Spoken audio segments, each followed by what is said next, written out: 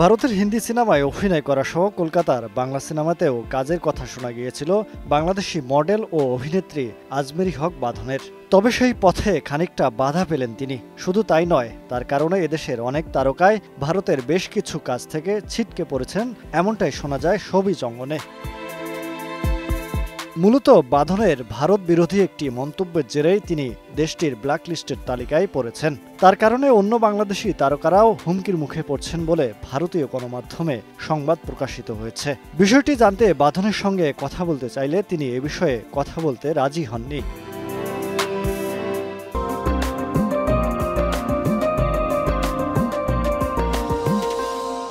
ভারতীয় গণমাধ্যমের বরাতে জানা গেছে, আওয়ামী লীগ সরকার পতনের আন্দোলনে নেমে বাংলাদেশ নতুন করে স্বাধীন করলেও বাঁধনের স্বাধীনভাবে চলাফেরায় পথের কাঁটা হয়ে দাঁড়িয়েছে ভারত।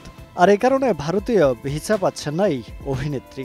কোটাবিরোধী আন্দোলনে রাস্তায় নেমে ছাত্রদের পাশে দাঁড়িয়েছিলেন, তেমনি ধর্ষণ ও নারী নির্যাতনের প্রতিবাদ এবং অপরাধীদের বিচারের দাবির আহ্বান জানান বাঁধন। আর তিনি স্বাধীন বাংলাদেশের বৈষম্য শিকার ভারতের জন্য এমনটাই দাবি করেন বাংলাদেশি এই অভিনেত্রী। আর এই কারণেই কয়েক দফা ভিসার আবেদন করলেও ঢাকায় ভারতের হাইকমিশন তা বাতিল করে। মহিব আল হাসান, সময় সংবাদ, ঢাকা।